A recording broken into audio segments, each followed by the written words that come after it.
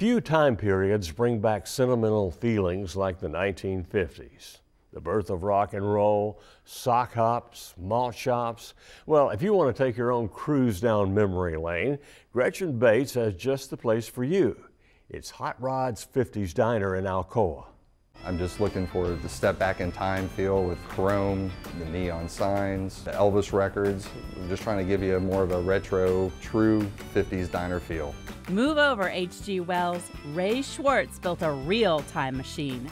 From the jukebox to burgers and fries, everything about Hot Rod's 50's Diner is designed to whisk you back to the days of malt shops and Marilyn Monroe. But Ray didn't always have it made in the shade. His first gig was working with amphibians. I was a dishwasher and I breaded frog legs. And that's because nobody else wanted to bread them, I guess, and I was the lowest man on the totem pole. Ray finally forgot the frog legs, leaped out of Squaresville and into his dreams. I always loved cars, and I always loved neon and, the retro, look. Every inch of real estate at Hot Rod's is jam-packed with 50s memorabilia. I just really wanted to do something that was fun, and I went to a lot of the local little antique shops and stuff like that and picked up whatever I could find that would fit the retro feel that I was looking for. But you don't just run across authentic booths and chairs in an antique shop. Those babies are custom made. They're actually modeled after a Chevy.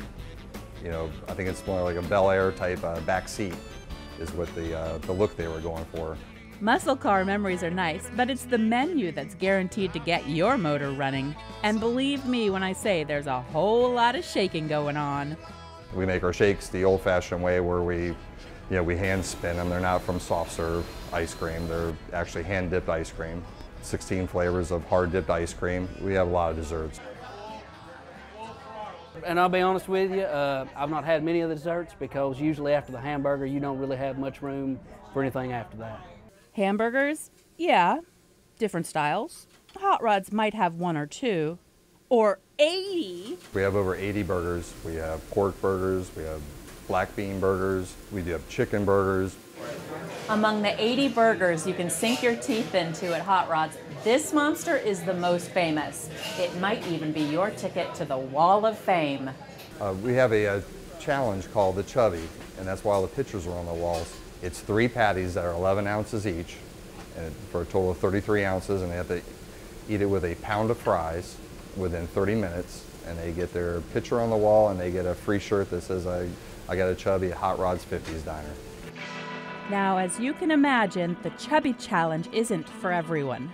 But every once in a while, a rare breed of dietary desperado moseys into town looking for a beef with the chubby.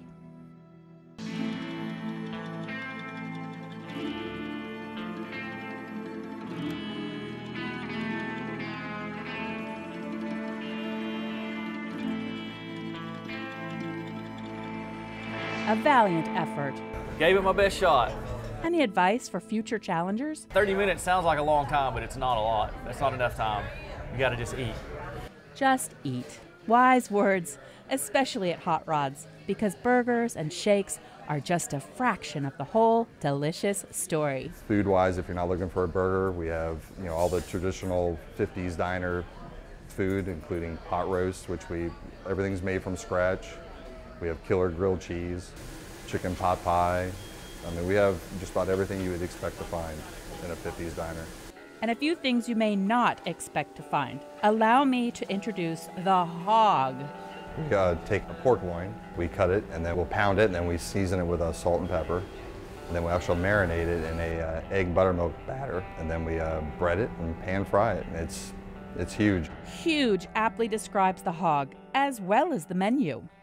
Our menu is so expansive. There's going to be something for everyone, and everything is, homemade. It's made in house. If you're ordering even onion rings, we're cutting them and we're battering them to orders. So everything's very fresh. The patties are made probably an hour or two before you order them.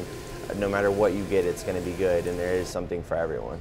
David Bills is the manager at Hot Rod's. This young man takes great pride in his work, and you can taste it. We have plenty of options that we make from scratch in-house, anything from the marinara or the chicken pot pie soup to the burgers.